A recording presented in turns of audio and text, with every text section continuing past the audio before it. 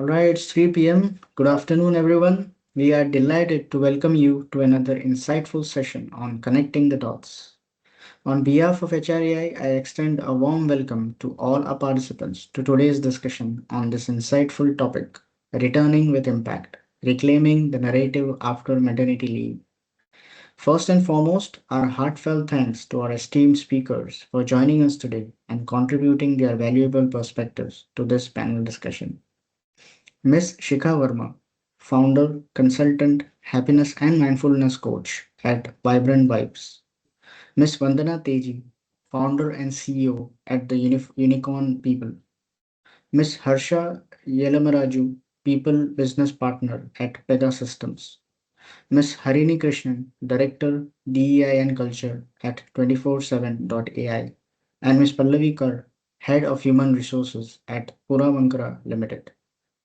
We are truly honored to have such accomplished leaders with us, bringing their expertise and experience to today's discussion. To know more about our speakers, you may follow them on LinkedIn. Their profiles have been shared in the chat window. For more information about HRAI and upcoming events, please refer to the links shared in the chat. It is now my privilege to introduce today's moderator, Ms. Pallavi Kar, who will be leading this discussion with her deep insights and expertise. Without taking much of your time, I hand it over to you, Ms. Pallavi. Thank you. Thank you for setting the stage, Faisal, and welcome everyone. Thank you for enabling me to be a part of this beautiful, beautiful conversation. So let's quickly get started. And a very, very warm and good afternoon, everyone. Thank you for being here today. Personally, I believe that returning to work after a maternity break leave is often considered as a return, but in reality, it is actually much more than that, isn't it? It is actually a transition that reshapes identities, priorities, and sometimes even perspectives. For many women, it also comes with a very unspoken pressure to prove that nothing has changed, you know, and that they can step back and immediately pick up where they last left it from. So perhaps the real question that we should be talking about today is not how women return, but how organizations enable that return to be meaningful and impactful. And I think that's what we'll be focusing on a lot today. We'll also talk a lot more about, of course, the mindset of the women, but today's conversation is about reclaiming that narrative, about recognizing that life transitions happen and they do not diminish professional capability. If anything, they often deepen leadership, they often deepen resilience, perspective, time management, and whatnot. So, through this discussion, we basically hope to explore how women can return with that confidence, how organizations can create enabling work environments, and how together we can shift the narrative from a career break to maybe a career evolution. So today I have an esteemed, I have this beautiful, beautiful panel with me who, and I want to, talk to each one of them. So maybe before we dive deeper into the conversation, I would like the panelists to maybe describe a little bit, just in brief, what has been their experience of returning to work like, after the maternity leave, or if they have had any experience where they have had somebody else return from a maternity leave, what does it mean for them? Maybe I'll just request everyone to briefly share that perspective as we dive deeper. I think I'd love to start, Pallavi. Uh, Yes. it was, it's been a while ever since I returned from my maternity. So it's like good 15, 16 years already. But it looks seemingly fresh in my mind and, in my career canvas. When I returned, I remember how I got a lot of advice from people that you have to be prepared to be compromising. Okay. So compromise on your package, compromise on the title that you're gunning for. So the return was very clear in my mind that I will come back after a year or so. But the fact that these narratives were constantly being fed and conditioned, that as a mother, be prepared to compromise. And you will have to, there is no way that you will get it all, including the package, the title, the brand, so on and so forth. Uh, the one thing that I did for sure in my head, I knew for a fact that I'm not going to compromise.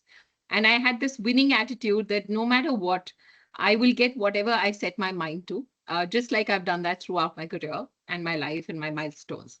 So I was very, very clear in my head that I'm gunning for the best on all the aspects, including the brand, including the time I needed to take care of my daughter, all of it. In touchwood, everything materialized in my favor. So I think that's one of the things that I'd love to share to begin with, that it's all in your head. And as a lady, as a woman, I think we put ourselves down too. Thanks to all the conditioning and the narratives that are fed to us, we end up accepting and embracing all of it as our very own narrative, which doesn't work in our favor. So I think that's one thing I can share for sure. That Thanks. have And a I think winning that's a very, attitude. absolutely. And I think that's a very valuable insight that you brought in, Shika, where you spoke about, changing the mindset first. But of course, let's hear it from the other panelists also. And I'm sure some of us will have similar experience. Some of it may not be very similar, maybe diverse. Let's hear it. I can piggyback on what Shikha talked about, right? So I had a long career break, and part of it is also because of the maternity breaks I had to take. So I was off the market for almost 8 years. And I think a lot of it was in my own head, like how Shika is saying. So you are not forgiving to yourself. You undervalue yourself in terms of the opportunities you can pick up, the last drawn pay, or the level at which you think you should apply for, etc. It took me a while to really recalibrate, have conversations with my mentors, and find out an approach saying, okay, if you're coming back after a long break, doesn't mean you go all the way down the ladder and trying to climb again. So my learning has been a little different in the sense that I tried to position myself exactly at where I left, and I was able to go from there. Thanks, Harsha. And I think that's a very valuable perspective when you brought in, especially how is your learning journey your responsibility. I think that's a brilliant way you put it across. Thanks for sharing that. May I request Harini, Vandana to share Yeah, their thoughts? sure. So, contrary to what we've heard right now, my experience was overwhelming because I did not have any guidance. I did not have any clue of what it takes to come back from maternity. And, so mine was not even a maternity leave, it was a break. I had a 1.5 year break to take care of my son. And when I came back, I was wondering, where am I? What am I doing? And, right from identifying the kind of jobs I want to pick up.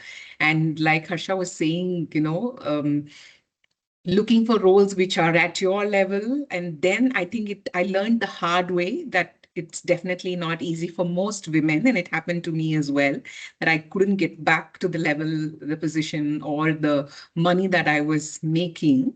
So I had to go at least two downs below to be able to pick up. And that's one thing that I learned. The biggest lesson that I learned, and a takeaway for me, is to, accept that reality, if not, and then just go from there. Just don't beat yourself up saying that, oh, I settle for something lesser. But if you do not find anything and you want to really get back fast, and you're already battling with a lot of thoughts in your head, and like she said, right, fighting your own battles and things like that, it's okay that if you're okay to make that compromise, so long that you know that you're able to give your best and grow back into that ladder, right? So for me, it was like I was just lost in a world and I didn't know where to go and nobody to tell me what to do. And then I learned it the hard way. So that was my experience. Mm. Interesting. We all have had such similar and yet such different experiences when it comes to advice, solicited or unsolicited per se, and how we have handled. Thanks for sharing that, Harini. I think it takes tremendous amounts of courage as well as resilience to be able to come back to work. So thanks for showcasing that. May I request Vandana if you want to share a little bit from Sure. your perspective? So I was actually listening everybody over here because I think I'm the only one who is not a mother, but I'm a child. I'm definitely a child of a working woman. And so I will tell you a story later in the session. But then I would like to say that whether it was my mother, whether it was my Mm, sister, or whether it was my team members now who have recently become mothers, all of mm, them have faced tremendous challenge, and the mm, journey mm. has been difficult for I agree. each one I of agree. them. Mm, Okay. mm, And I think the biggest thing which has stayed with all the mothers is this called mother's guilt. Okay. So, and when I was growing up, believe me, everybody said that, oh, your mother is not at home when you go to school, or when you Oh. come back from school. And it is still there. Look at my age and the number of years it has passed. My mother has retired, but the social stigma stays on. I agree. I think Vandana, thanks for bringing that point about. In fact, let me share this also. When I was approached for this particular conversation, I'm not a mother myself, but I've had so many, people from, as a HR professional who approach out to me, and I have been a child. I agree with Vandana's statement. My mother has been a working mother, so I absolutely feel very strongly about it, and that's why it's important to have conversations like this. So thank you so much for sharing your journeys, sharing for your perspectives. Let's dive in a little bit deeper.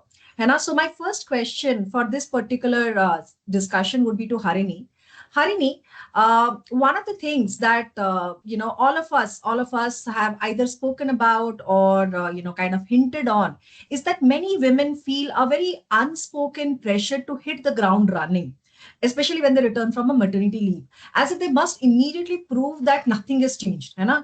Like in, Yeah. in your experience, how can women and organizations shift this mindset to maybe a more thoughtful, a more confident entry? What are your thoughts? Yeah, such a valid question. Thanks for asking that, Pallavi. See, the expectation to hit the ground running often comes from a silent pressure many women, place on themselves, right? And also when it's combined with organization cultures where, they haven't fully normalized on transitions like these, then it becomes really difficult. So shifting the mindset, it actually requires reframing the re-entry, not as a test of commitment, but as a calibration or a recalibration phase, right? So that's what I feel. And, women should feel confident acknowledging that priorities and perspectives may evolve. And that's not just a setback, but it's actually your growth. At the same time, the organizations must also create structures that allow space for them to come back. It could be, candid conversations, flexible way to ramp them up into, workforce and shifts and things like that, supporting leaderships, all kind of benefits and, initiatives that can help them to ease into workforce again, so that the returning becomes a confident and guided transition rather than a performance test. So, that's what I feel. So, motherhood, definitely changes perspectives and it also strengthens leadership. So, organizations should focus on creating a space for this gradual, confident, and gentle return for mothers rather than expecting, instant, hitting the ground and running and accelerating and all that momentum. I think that's a very valid point that you brought about, Bharini, especially because organizations have a very different way of running. Like, this is how I run, and suddenly there's a change in a certain mechanism, and suddenly you have to figure out how to make it work. In fact, I just wanted to add on to Harini's perspective here. We recently had a connect on Women's Day, and I had the privilege of listening to a lot of beautiful women leaders who talked about their own journeys. And one of the perspectives which came about, and maybe that's something we should also talk a little bit about, is asking for it also. You know, anticipating that the organization anticipates my needs and does it. Great, let's do that. I mean, why not? But I think it's also important for. So I remember this the young lady. She came and she spoke up and she said that I just returned from office. I mean, I just returned to office, and all of a sudden I need to feed my baby. Now, do I have a feeding space? Now, I just straight away went up to the MD and I said, I don't have a feeding space. Is there something that can be created? I think that conversation also is very, very Absolutely. critical. Absolutely. It's so, When, Yes. so when, important to ask, Pallavi. In fact, there's a short story that I often talk about in my sessions, and Mm, I'd love to share that with everyone. Where there's this group of kids, who are standing close to a small ice cream hawker, and they're super excited, peak summers, and they're craving for that ice cream, but they can't buy one. And a rich entrepreneurial man, walks out of the office full enthusiastic because of very high mm, performance, and he mm, looks at these mm, kids and mm, he's curious. So he just walks up to say, hey, you want to have ice cream? So everybody's like, wow, why not? And he tells the hawker, why don't you give them orange bars, And there's this one chap who stands quietly in the corner, keeps looking at him. He's like, as if he's totally disinterested. So the man goes curious. He's like, why are you not excited about the orange bar? He's like, because that's not what I want. My needs are different. I want the cone. I want another ice cream. And he wouldn't have got that had he not asked for it, right? So there is immense power in asking. I think women really need to go all out to put their needs out there, because sometimes even whatever may be thought through in a very strategic manner might miss out on a very granular level requirement for a woman. So feeding time, having creche policies for that matter, and then following it very stringently doesn't really help. So I remember how I've had these conversations when I was in corporate, and I've actually had to go back and tell them, the policies don't work. You can't tell me that I can just go twice during the day and feed my baby. I really have to go as many number of times as required. And you can't even cap that with respect to the duration that I spent. So eventually they had to revise the entire policy and relook at it, or at least not question mothers when they spent longer time in the crèche. So I think it's extremely crucial point that you brought out, Pallavi, that we must talk and ask more and be more specific around what's required. And just Absolutely. in addition to what Shikha said, and thanks for asking that question, Pallavi. I think when you ask, we need to be calibrated in what to expect also. For example, I see a lot of women in the workforce too, right? You want that flexibility, but you should understand that when you're getting that I flexibility, absolutely agree. you're going to be rewarded accordingly. Your progress is going to be accordingly. So I think you have to make peace with it, because the amount of time you can get into work or the flexibility you're asking for is going to have a consequence, right? I'm not saying it's going to be negative, but whatever is proportionally going to be an outcome, you should be comfortable with it. Absolutely. Because when we look at women coming back from maternity leave, I've seen people who really go all out there and play the game. And there are people who are happy with the way they want to do it, integrating their personal life with the work life. But when it comes to evaluating performance or rewards, it's going to be different paths for both these people. And I think people need to be cognizant of it. I absolutely agree. And thanks for bringing that point about Harsha. That's a very, very crucial point that I personally strongly feel about when I interview women who want to come back to workforce, or especially when women want to come back to workforce with the mindset that they have. So either you're all there or you're not there. It's about finding that balance. It's about finding that balance as how do you manage your work? How do you manage your life? How do you manage your priorities? And also voicing out what needs to be voiced out. I think the discussion's getting very hot, very interesting. So let's quickly move on to the next question. Shika, you are somebody who is very, very passionate, and you spoke about how you have gone back to the drawing board, how you've gone back to organizations, and you have advised them again and again. So one of the common biases, my question to you, Shikha, is one of the common biases around maternity leave is that the perception that the woman's professional ability or ambition might change. Now, how can women actively reshape this narrative, like, and demonstrate that life transitions can actually strengthen leadership capability? Because what Harsha brought about is a critical point, because you are rewarded as per the perceptions. So how do women actually manage that perception well and have it all? Yeah, I think it starts with them only. They have to stop looking at it as a career detour, Pallavi. The worst part is that we don't even know the amount of strength you gain when you become a mother. So neuroplasticity has actually shown and proven that when you are a mommy mind, you're actually going through heightened or an upsurge of oxytocin. In fact, your prefrontal cortex also starts to get redeveloped, and you have the superpowers that nobody can ever imagine to possess. Okay, better than any development center that you can put your leaders into. So I prefer to see it as a leadership intensive care period. Okay, it's not even a break in the real sense. What you're doing is you're gaining a lot of perspective, the perspective that people in the grind, in that chaos, can't even get, even if they want to. So they may put their people into residential programs for 2-3 weeks, but they will not gain what a mother will come back with in that 1 year or 2 year span. So the whole context, I think, has to shift from the career detour and the gap mindset to what you're gaining in the process. For a lot of us, we don't understand what happens when you take 2 steps back. You get fresh energies, you get fresh perspective, you gain cognitive strength, you gain resilience, and nobody in this world can do it better than a mother.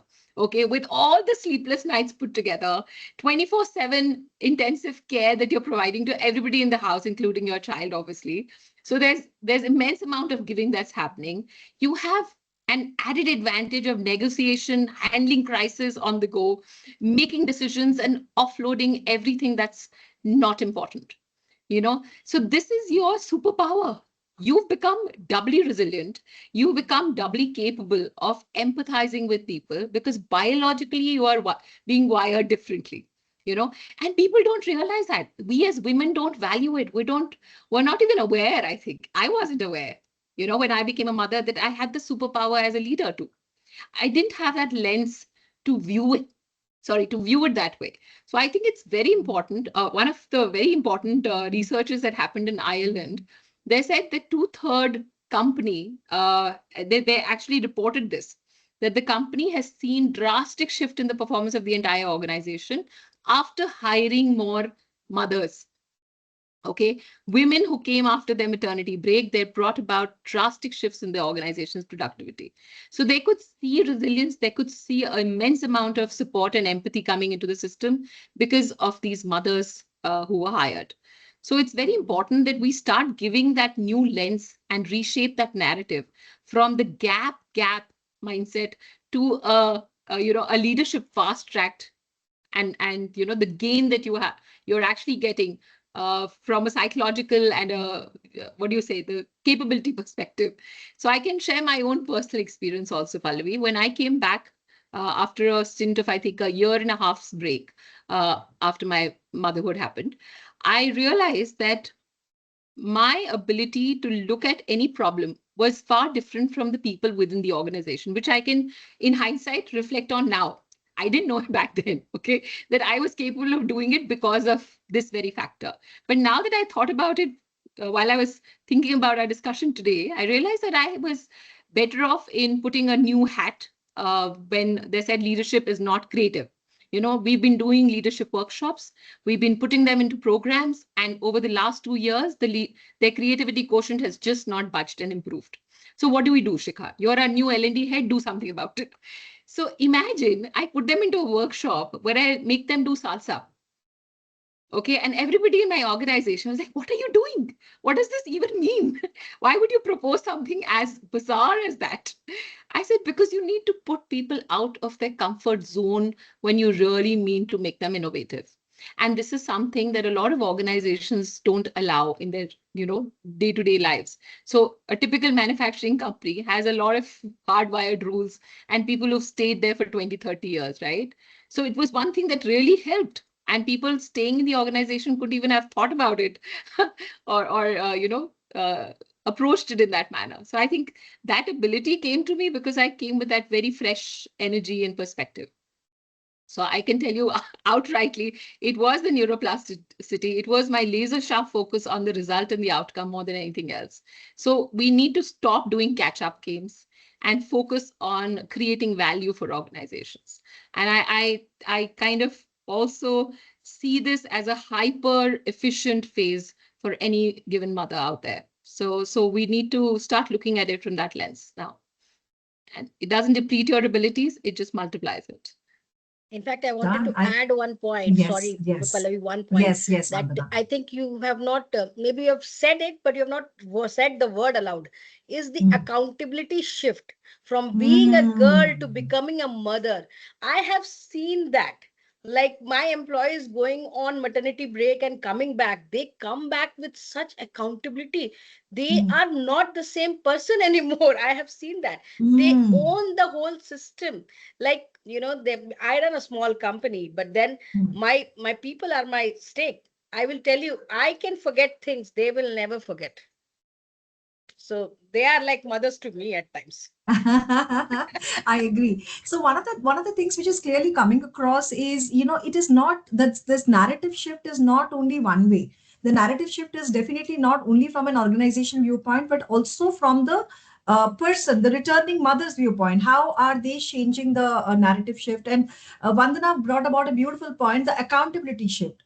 am I also accountable for my own growth? And just assuming that the organization is going to take care of me and assuming that this is coming at this point in time may not be the best foot forward. So I will pose my next question to Harsha. Harsha, you spoke a little while ago where you spoke about women coming back to workforce with a different mindset. Ki this is something which I'm entitled to, right? And Shikha spoke about another end of the spectrum where people don't understand how to position themselves. So my question to you, Harsha, is reflecting on your own journey or what you have seen around you, what do you think helps build that confidence in women, especially when they are coming back after maternity leave, and how can they help do this accountability shift better? What are your thoughts? See, the world is quite different, I think. Mm. Now everything's changing. The technology, especially if you're in the technology space, everything is changing. And if you're planning to come back after a break, you'll have to be very honest in self-evaluation, saying, am I there? And when I way long back was looking at myself, I realized 8 years is a huge break. And you're not catching up with what's really happening out there. So I think you have to go out there first, look at what skills are relevant. Am I there yet? What do I need to do? It's as simple as that. That's the baseline. Because when you go out there, a lot of your confidence comes from, am I there enough? Because you have to sell yourself, right? So I think your skill building is the first important key in my mind. Secondly, it's also important for the networks to be rejuvenated. Lot of the work, opportunities out there run that way. How much are you networked? And I don't think we should feel guilty about, okay, reaching out to a previous manager or a previous boss and saying that, okay, I'm just coming back. What do you suggest? That is very important. And I see that men are much more active in network building compared to women, possibly because women have 100 things to address and you value the time, right? You don't want to invest that time in going out for a coffee with a mentor or anybody else. But I think it's very important to invest in networking, see networking as a key driver for your career growth. And this helped me also. If you remember my story, a couple of people that I knew got me onto the path saying, hey, why don't you build this skill? This is very relevant in the HR space. The third thing, again, very similar, mentoring. Go back to your mentors. Be shameless about seeking advice. You are good, you believe that, but you need somebody to tell you where and how. So lean on that as well. So I'll say these three things could be an initial good start for you if you want to put yourself out there back again. Yeah, and absolutely, Harsha, thank you so much for bringing about the beautiful perspective that women actually don't go out seeking mentors. Very, very few women actually think about, getting the right mentor at the right point in time, and men are shameless about it. They know how to go about it, they know where to go about it, and they are shamelessly pushing. While women consider, should I do it? Should I not do it? It's your career. So you figure out how are you best going to invest in your career. So thanks for bringing about this beautiful perspectives. Let me now reach out to Vandana.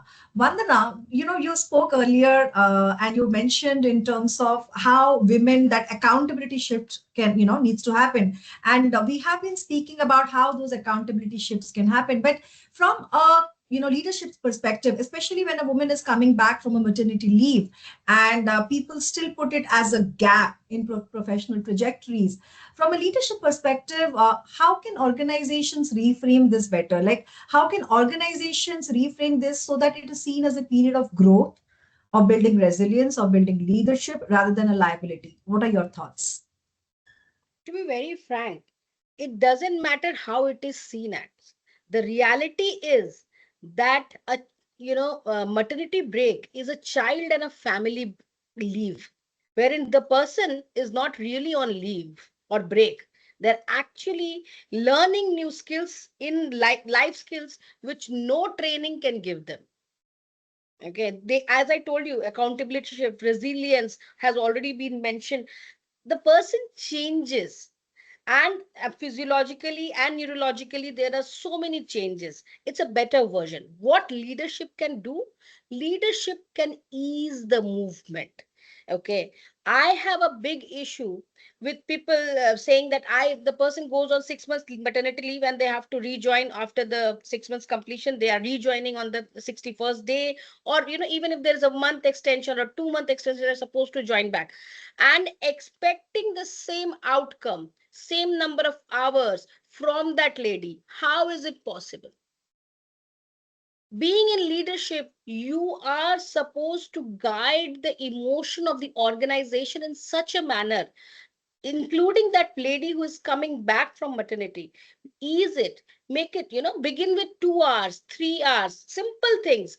Understand, make them there has to be a sensitivity training for the people managers, because I will tell you, as an HR manager, I have heard so many escalations after people who are returning back from maternity, or people who do not resume from maternity. The major challenges, people are, the kind of insensitive questions that people managers have put as jokes.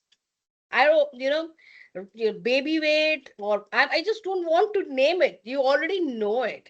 People are there to scrutinize your performance. And then, now look at these, WhatsApp universities and the Instagram universities. Everybody thinks they understand the hormonal psychology of the women, and they can do all the mansplaining in the world. Okay. So, so all of it have to go down and prepare the company as well as the employee to come back and join in consensus. Create a positive, welcoming environment. Do not pressurize the employee from the day one. Oh, you are the top performer. You can be the top performer. Oh, yes, she can be the top performer. She can be better performer than you, but give her time, give her space. The biggest challenge that all women face, I have already mentioned, the motherhood guilt, leaving the child at home and going to office. I haven't I told you, I will tell you a story. I The moment I was born, I was dying, within months I had I think I had pneumonia. Yeah. And I was about to die in the hospital, and my mother was struggling between being a mother, and she recently got a job, and it was a government job. She couldn't let go. Our financial status was not that great that her mother could afford to leave that job. In fact, uh, and at that time, her principal, he supported her. So you have to be these people. And as HR people, we have to also understand policies are supposed to be protective. Please stop treating them as hard lines. Policy is this, do this. If not, don't do this. No, these policies are made for human beings. Please make them flexible, keep them updating as per the changing norms and scenarios. And this leadership team is sitting to take calls on people's specific challenges. So go ahead, ask for those challenges. Just because you have to write 2 3 emails extra, don't stop yourself from doing that. Thanks I, for bringing it down to the brass tacks. Like just because you have to write 2, 3 emails extra, I could not stop laughing when you talked about the WhatsApp universities. There's a lot of information going on in terms of how to manage, what needs to manage, and ultimately it comes down to the HR professionals. How, and I think that's a very valuable perspective that you brought about, Vandana, where you said that policies are supposed to be just guidelines. They're not supposed to be absolutely sacrosanct, that nothing can be bent, nothing can be broken, and maybe just you need to take a few, that empathetic approach as HR is very, very critical. So thanks for bringing that perspective. On that note, my next question is for Harsha as well as Shikha, because both of you have been speaking a lot about it.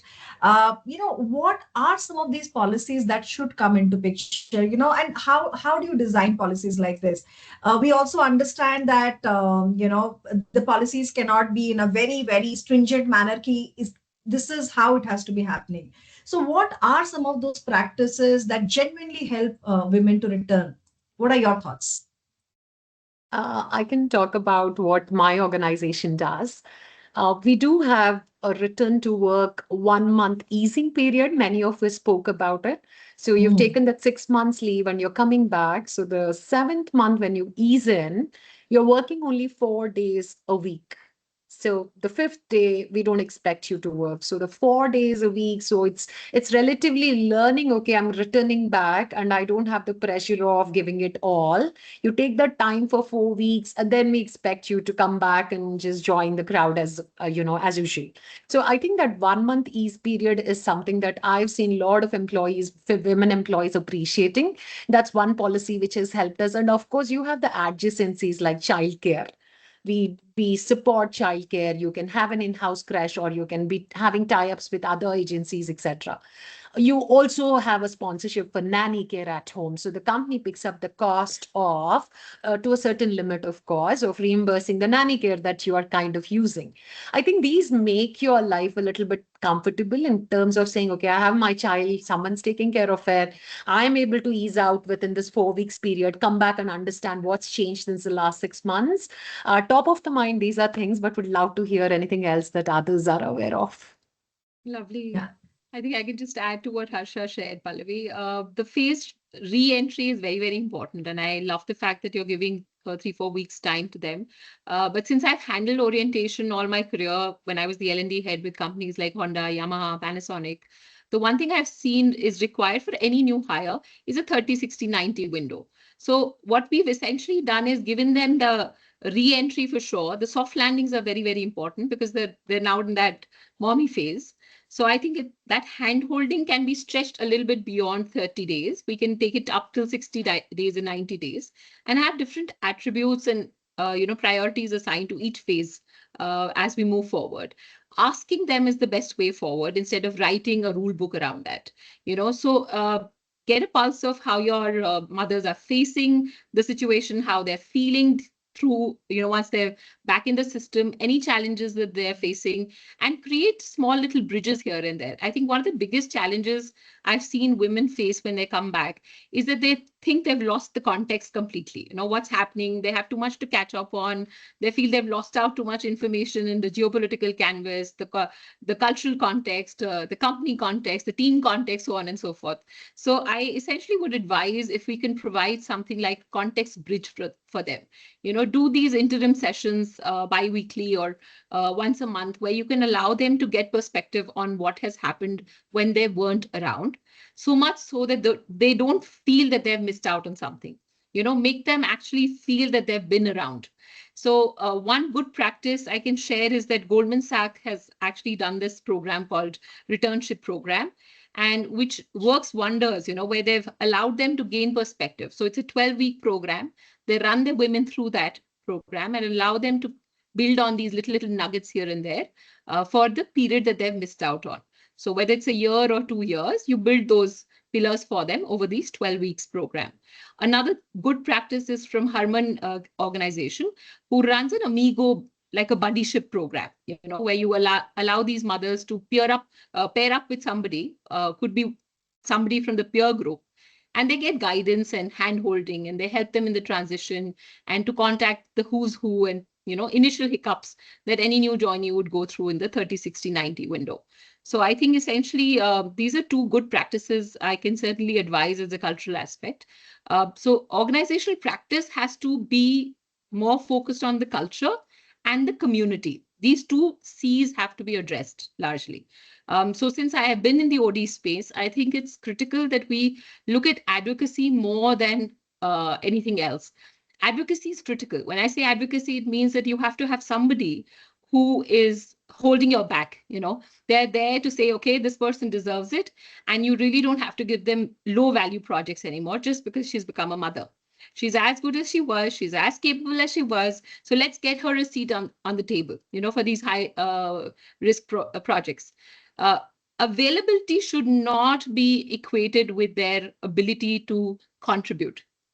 The sad thing that has happened in organizations is that when you're physically not there, or you have this hard stop time for yourself that I need to be home now, people or leadership or management starts to discern that as their incapability, which is not true. In today's hybrid era, remote working and the amount of efficiency productivity we've seen during the COVID phase, we've got statistics and facts enough that value and outcome has to be emphasized on instead of putting all the emphasis on the clocked in time.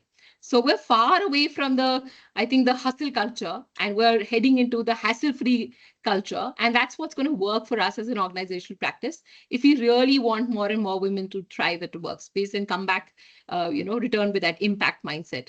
So proximity bias has to be completely done away with by building more effective structures, more effective practices, more conducive cultures, where people walk the talk and don't just write rule books for women to come back from maternity break. I think that doesn't work anymore. So let's value deeper work. Let's value contribution and impact more than anything else now.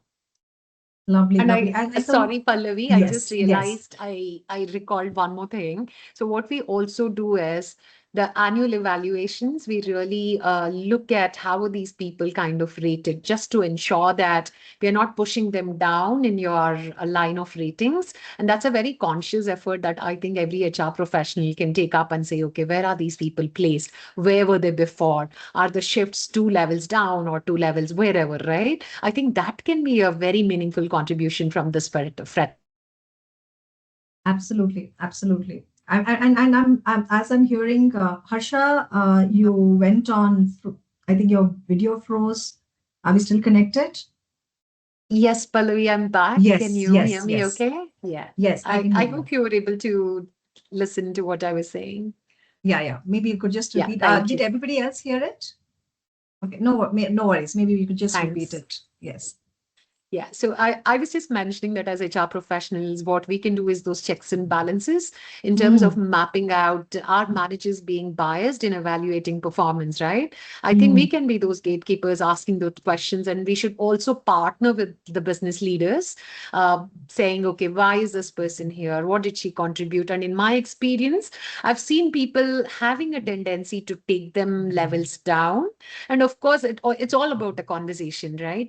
They say in a year, 6 months, the person's not there. What is the quantum of contribution? But I think what we should be responsible for is generating a conversation. I think that's what we owe mm. to people who are going on these breaks and coming back.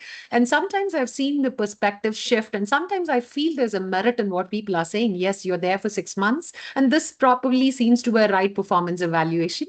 But I think we need to take the onus of at least focusing on these kind of cases where it requires our attention. Geez, yes, absolutely, Harsha. I absolutely agree with this. I think very, very valuable perspectives brought about by the panelists in terms of how we can manage this expectation better. And what I'm hearing more from is it cannot be defined as a policy. It cannot be defined as a written rule book saying "Ki this is what exactly needs to happen, any deviation above that." So, what I'm also sensing is a lot more involvement of the manager, the direct manager. So maybe Harini, my next question to you would be, in your view, how can managers and leaders play a more effective role or a more active role in ensuring that the returning mothers feel valued, trusted, or set up for success? What are your thoughts? Firstly, I'm so awed by what Shika said and, Harsha added. So, it's really bang on because that's exactly what is required. I mean, what was required back then, what is required today, and, for God knows it'll be required for a long Ever. time to come, right? But yeah, see, managers become the face for an employee when she's returning back. So the managers become the organization, so to say, for an employee. So it's very important that how this relationship works when she's back. So the most powerful thing a manager can offer is trust and intentional inclusion. That's what I'd like to call, right? So when your managers or supervisors or leaders actively engage with returning mothers in a meaningful way and have those conversations, it reinforces that they're still seen, and then as they could be leaders or whatever, and not just as exceptions. And I want to take an example of what we do at our workplace. We've created like a comprehensive SOP for managers and supervisors to help induct new moms back into the workforce. So what happens during the first week? Like Shika was saying, right? The 30, 60, and 90 days, right? What happens during the first week? What happens during the first month? The 3 months into the system, 6 months into the system? That's for managers. Then what happens to the team? How has the teams to be sensitized I think Vandana was saying about those comments and body shaming and things like that, right? More about maternity leave is not a vacation for God's sake, right? To creating that mindfulness and bringing that empathy and kindness in the team itself, right? Saying that she didn't go on a holiday and coming back after 6 months. No, the way people, react, respond, even women, not just men, the way women respond, and sometimes, unfortunately, even mothers, right? So to be able to bring this constant time, and again, it's really sad, but we can't help it. Constant reiteration, constant awareness, constant sensitization. So that is very important. And also making resources available for the new mother, right? When she comes back, bridging the process gaps, what has happened in her absence, what has changed, how can she learn, how can she pick up from here, what kind of connects that she can have with, either could be with a HR business partner, or like someone who can help her with maybe a medical situation, or an additional insurance support, or all these things, just like a ready reckoner that she can use, right? And not just always fall back on the manager or one person, right? So to be able to bring all of this, consciously creating that intentional inclusion, I think is a huge task for managers. Thanks, Harini, for bringing that. In fact, while you were talking, I was just thinking that, when, earlier days, they used to say that it takes a whole village to raise a child, Yes, right? yes. I think it takes a whole ecosystem to Yes. ensure that the working mother is absolutely excited. I think we can continue on this discussion, and as all of us are very clearly passionate about it, but I'm also conscious of the time. So I'm going to have one last question, which I'm going to open up for everyone, but I'll request maybe Harsha to share her perspective first. So, one of the things that I think everybody in the audience who's there, as a mother or as a spouse or as a colleague or as just a manager would want to know is, how do we make it happen? How do we ensure that the transition happens? Because of course the intent is there. We are having conversations. The intent is there. So looking back today, if is there something you would wish that somebody had told you when you returned to work after maternity leave, or do you think you should have done something different or advised something different to somebody? What are your thoughts, Asha? Ah, See, I think my case was a little different. I was talking about a break, a career break in itself. But I think generally for women who want to come back, I'll still stick to my mantra of saying, okay, while you are away, it's completely fine for you to be away. You enjoy that experience, and for some, it could be an enjoyment or requiring more care, or you're just in a different space, and it's okay for you to be there. But once you decide to come back, you have to go all in if you want to. If you don't want to, you can ask for that exception. See, what happens is I see a lot of women, you come in here, but then you're talking about randomly going back because your child is waiting. Your manager is not informed. Your team is saying, what is this? My work's not moving in the direction we want it to move, right? So I think clearly able to figure out how much time you're able to give, not able to give, and being honest about it. And that requires a little more of organization capability. So I think being able to organize your life and organize your work and intentionally thinking about it. I like what Harini said, intentional, right? You intentionally have to think about it. It's not like, okay, 6 months is over the last day and you show up at work and then you're figuring out day by day, right? You'll have to be a little more organized in how you come back to work. That would be my mantra to people who are coming back after the break. That's a brilliant perspective, Harsha. Thank you so much. And this is something I strongly feel very, very strongly about. Like if you're not intentional, the loss is yours, right? So Yeah. I would love to hear from other panelists as well. Harini. I'd like to just add one more thing. So, two things actually. One is, like you very rightly said, Pallavi, building that ecosystem, building your village, right? It's extremely important. And that starts from your own organization. Like in our organization, we built a buddy system. Just to give context, I know we're running out of time, but I'll quickly take this, maybe 30 seconds to say this. So we realized that there are a lot of women who went on maternity break when they came back, while 100% came back. After a year, we realized only less than 30% stayed with us. And we, often wondered why that happened. And then we went out and spoke with each and every single person who left us. And they said, you know what, I felt lost. My manager had changed, the process had changed, my friends weren't there anymore, and so many other things, right? So we thought, okay, how do we bridge this gap? And then we introduced something called as mom mate. It's called maternity mate. So she's a buddy for the mother Yes. going on the break. So what happens is right from the time the HR gets to know that a mother, an employee is going to be a mother, we give her a badge called Mom to Be. It's a beautiful pink color badge that she wears, and everybody in the office is sensitized, Lovely right from idea, the, Hanvi. the lift lobby persons, the security guards, the cab drivers, to everyone, saying that somebody wearing a pink badge is special, and you need to hold the lift for her, maybe give her a better cabin. A lot of those small intentional changes that we make her life better. And then from there, to ensure that we also do baby showers at office.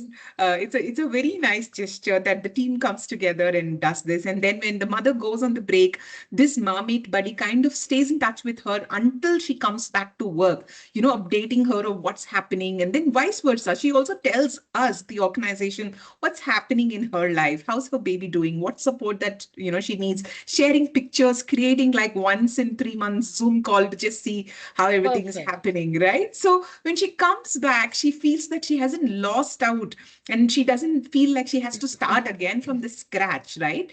And then we saw that while 100% of people went on maternity break and 100% came back, 98% stayed with us after 1 year, and Awesome. almost 30% grew to leadership roles in the next 24 to 36 months, right? So, That's commendable. that. So, building that circle, your Terrific. village is extremely important.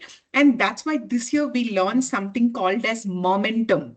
Mom and Entum, saying we're accelerating mothers' careers in workplace. So it's pretty much an ERG, it's an employee resource group for mothers who just come together to randomly rant about everything under the sun, about childhood, about in-laws, about whatever. Don't quote me anywhere, but I'm just saying, right? And Well, also so give them is this sessions so like, required or Hanvi, this just session yeah. is recorded. Just Oh FYI. yeah. Okay. But that's okay. So, to talk about everything and just build that, the a circle that you can lean on with on each other, and be there and just say, girl, you can do this. And, talk to leaders who are like, in the system and how they've coped up. We have something called as the Shakti Empower Her sessions that we do, where we invite our women leaders who've gone through motherhood phases, and they share their challenges and how they kind of rose through. And we invite external people. All these things we do because it's so important, like someone was saying earlier, that we battle so much motherhood guilt and all of that. You need that support system. You need somebody to back you up and say, I know I'm exceptional, but I just need somebody to say, yes, you got this, right? So yeah. creating that village is so important. That's number one. And number two is you having the courage to tell your family, Yeah. ask for support, saying that, Yes. what, my career is equally important like yours is. So I Yeah. need equal support at home. I am not going to be making 3 meals a day. I'm not going to be planning parties. I'm not going to be going shopping alone, right? I need Yeah. this kind of support. I need this, asking for help and setting expectations even at home is so important.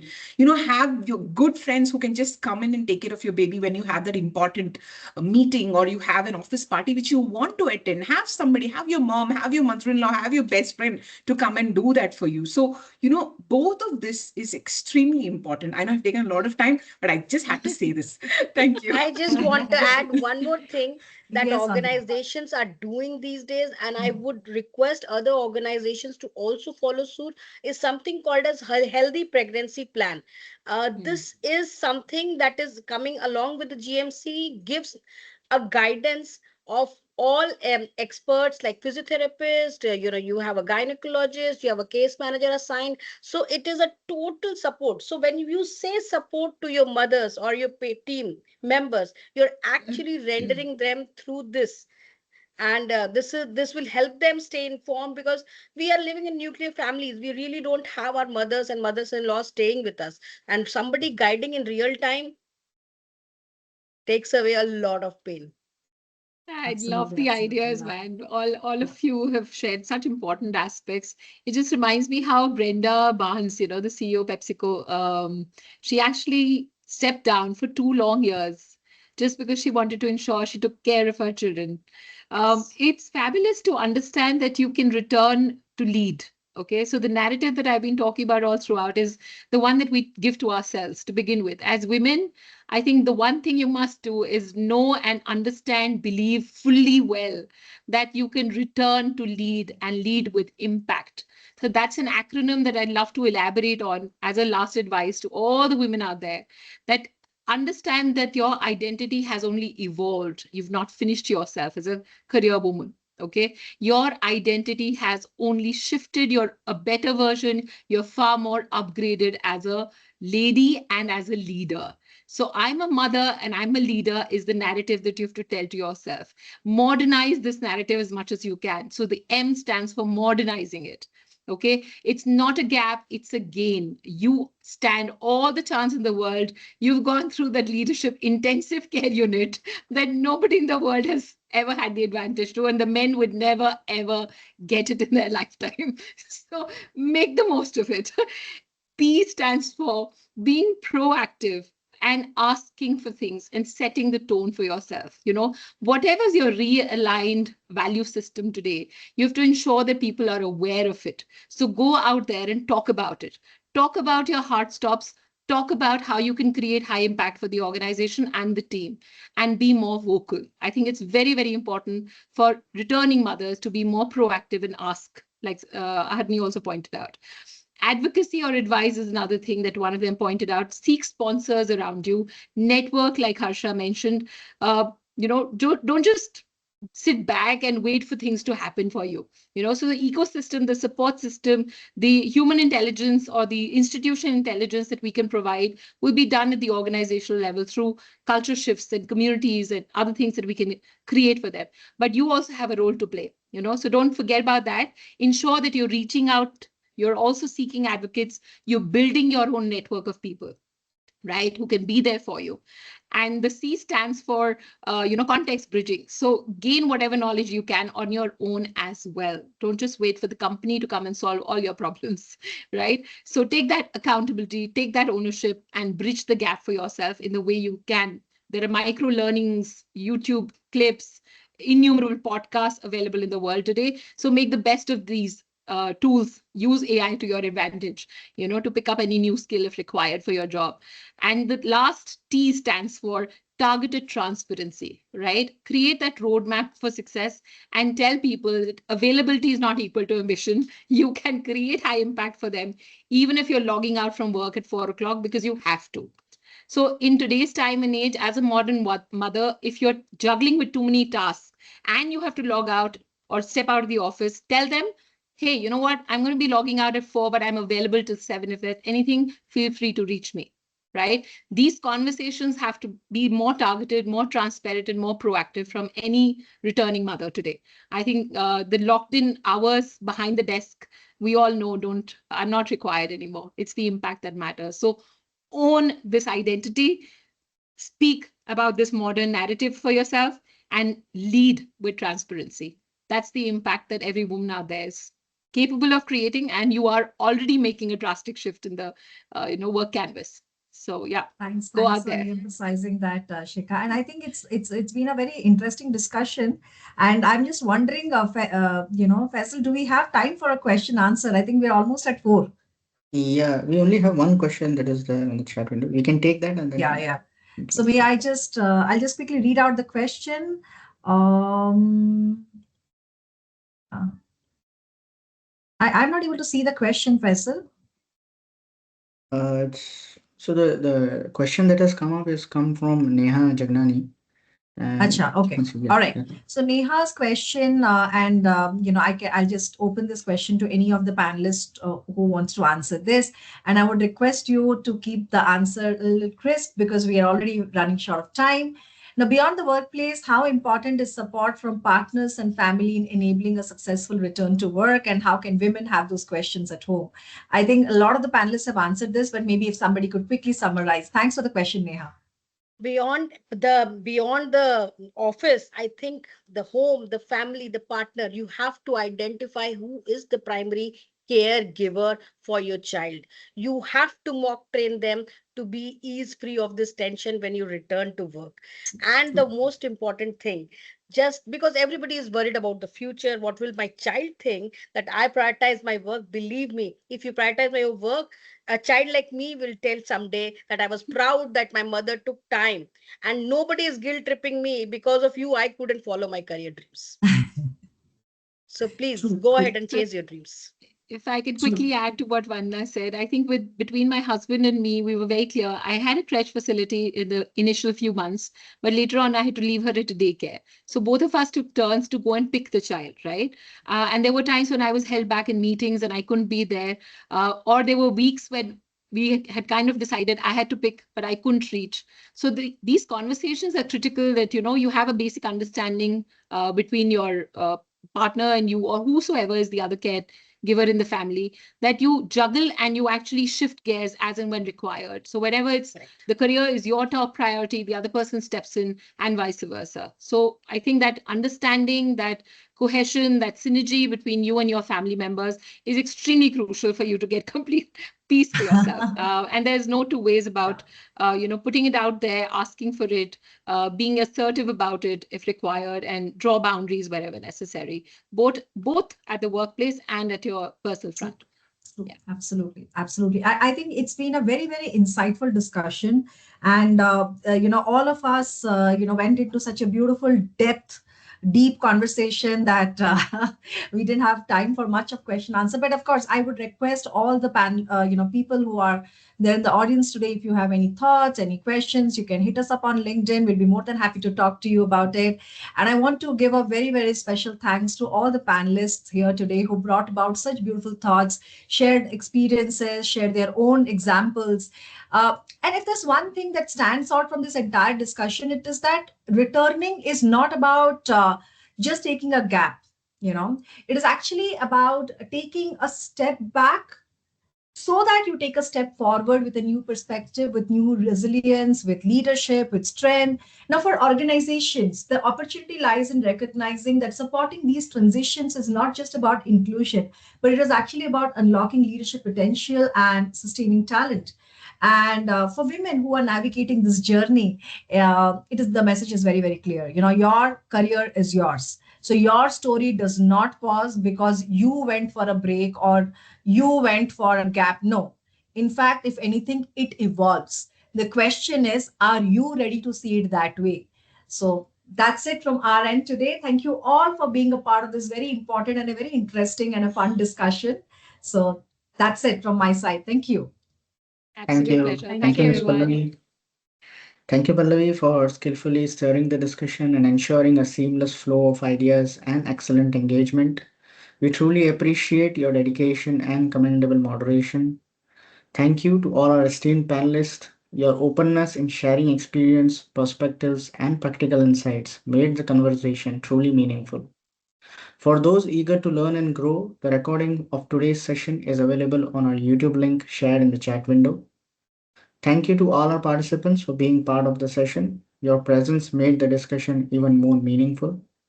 We look forward to welcoming you to our next session on the topic creating gender inclusive workplaces at Deliver Impact on March 19, 2026. With that, we conclude today's webinar. Thank you for being part of this journey. Take care Thank you and so farewell for now. much.